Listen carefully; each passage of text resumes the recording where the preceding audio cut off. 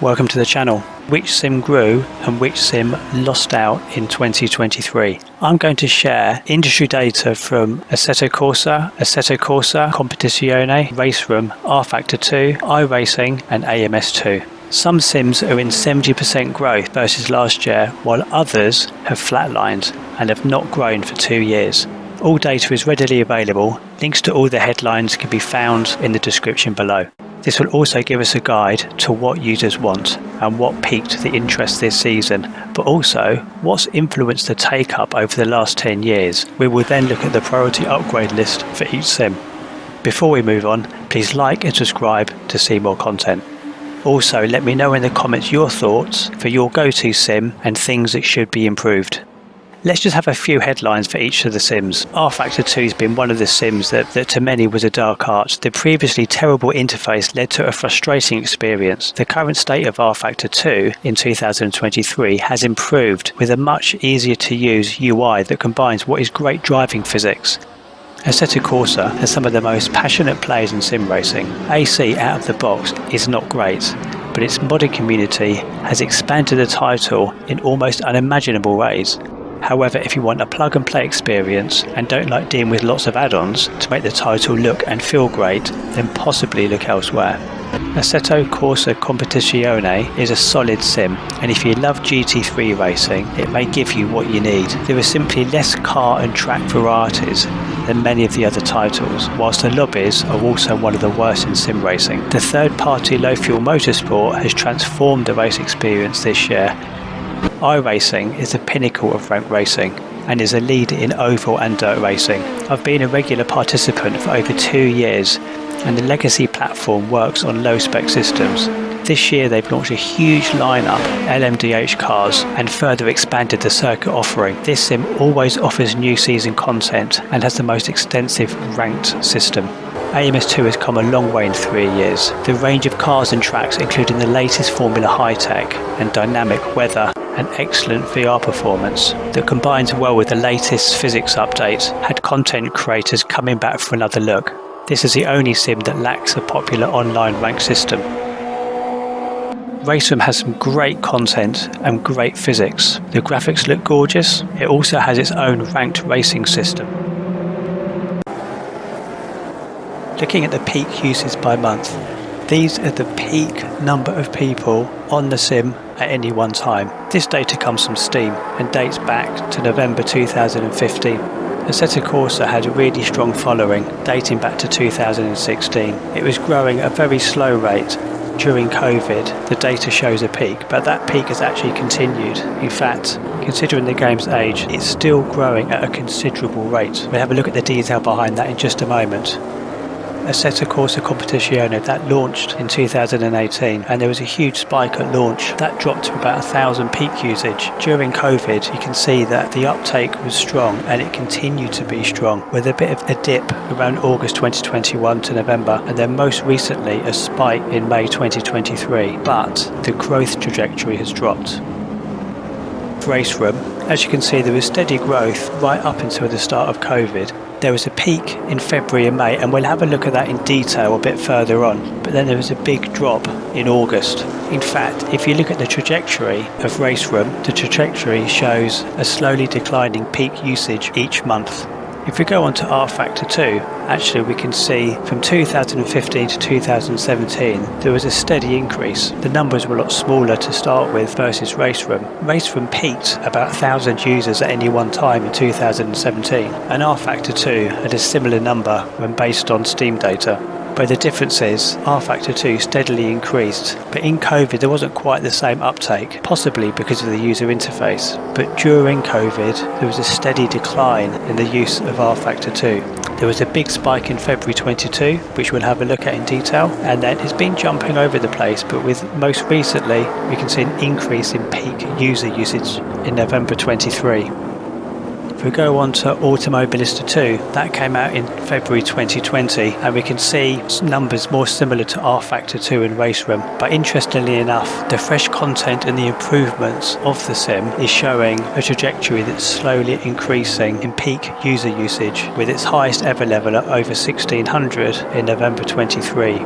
Finally, if we look at iRacing had a similar trajectory as Assetto Corsa up until COVID, which meant that it had a good, strong user base with very slight increase year on year. There was a huge spike in peak usage by month at the time COVID hit. We can actually see that it slowly grew in 2021 with a dip in 2022. There's a slight increase again in November 22, right the way through to the beginning of this year.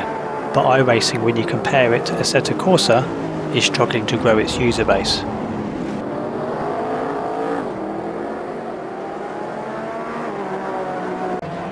Then if we overlay all of these peak sim usage by month, we can see some context behind those numbers. rFactor 2, Raceroom and Automobilista, although growing, are covering a very small user base versus Assetto Corsa Competizione, iRacing, which is now lagging behind Assetto Corsa.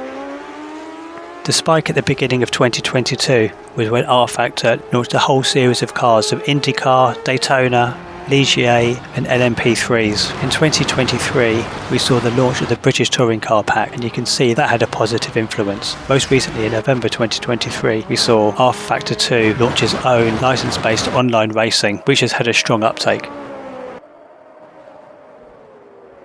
AC has always had good content, with literally multiple dozens of DLCs, but actually what's really grown can be modded, which has meant that the content has stayed fresh, relevant and up to date. Most recently, Assetto Corsa has joined the stable of sims that is supported by Low Fuel Motorsport, and this has seen thousands of users now have the opportunity to drive online rank racing in what is one of the most popular sims available. AC has probably had less DLC updates than many of the other sims. Of course, they had the Intercontinental Track Pack back in 2019. The Challengers Pack DLC gave a boost to usage that had dropped in late 2021. And then most recently, the American Track Pack gave the sim a huge spike after quite a substantial drop-off in late 2022. Again, Low Fuel Motorsport at the beginning of 2023 helped increase the numbers, but it's quite possible all but the die-hard fans are using Low Fuel Motorsport for ACC, as you can tell by the drop-off.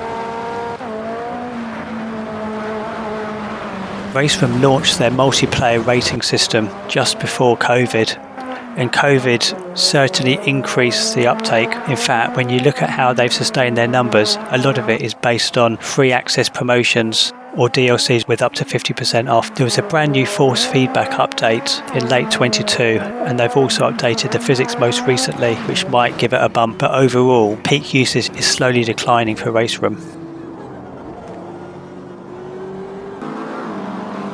Automobilista had a tricky start with declining numbers for almost a year. The team at Reeds has put a huge amount of effort in to make incremental updates to improve the sim's performance, and the sim is night and day from where it was at launch. We can see each of those spikes have occurred when they've launched new track packs, and most recently the Adrenaline pack that hit peak usage of just under 1400, and most recently Formula High Tech, which got the sim above 1600 peak usage for the first time ever.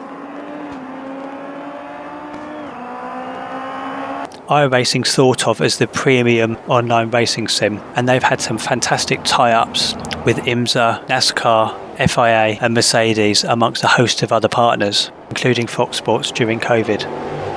Ultimately, looking at the data, Assetto Corsa is definitely winning the usage. iRacing is definitely struggling with its user base, as is Assetto Corsa Competizione, while the other sims down the bottom have an opportunity to take a small part of what is a very big market share.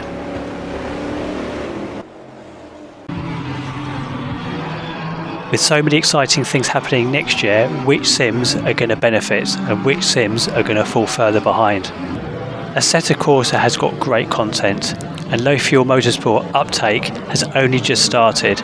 I really think that AC next year will continue to grow its user base and get more people from other sims using it. ACC is the GT sim, and there's no doubt there's going to be loads of interest in the GT2 pack coming in January. Not only that, ACC will get the Nordschleife in spring 2024. The crisp, clean graphics, the strong user base, and Low Fuel Motorsport is going to see continued support from existing users and should grow some new users at the same time. rFactor 2 has got some great quality content, I'm sure they'll have some really good quality track and car updates next year. There are 3 areas they probably need to improve. One is a user experience, which is at 79% due to the bugs in the software. Next, they need to offer much better quality circuits and cars for the rookie classes. They also need to look at running more silver and gold rank races on a regular format. Raceroom's got some quality content, but the user base is not high enough to sustain their rank system. With many races with only a handful of drivers, the attraction is limited. They currently advertise themselves as the free-to-race sim, and looking at the customer satisfaction, this is currently 75%, and most of the feedback is from people that are downloading the software and are then complaining that it's not actually free to use. There's nothing wrong with using microtransactions and add-ons for tracks and cars, but people's expectations aren't being met and many people aren't continuing with the sim. Automobilista 2 has got one of the best out-of-the-box graphics packages that include a full range of modern and historic track packs. Next year is going to see the launch of the Endurance Pack as well as the Adrenaline Pack 2. There's huge amounts of improvements going on all the time in the sim. And finally, iRacing. iRacing is seen as the pinnacle of rank racing. They are always adding new content and a committed user base that's spending up to and over $100 a year plus track and car purchases. But with stalled growth, I hope the new weather introduction, which includes rain and possibly a further physics update, is not only going to keep their existing user base but bring new users to the sim as well. There's one thing for sure, 2024 is looking so much more promising than it did this time last year. Please remember, if you like the content, please like and subscribe. Thanks for watching.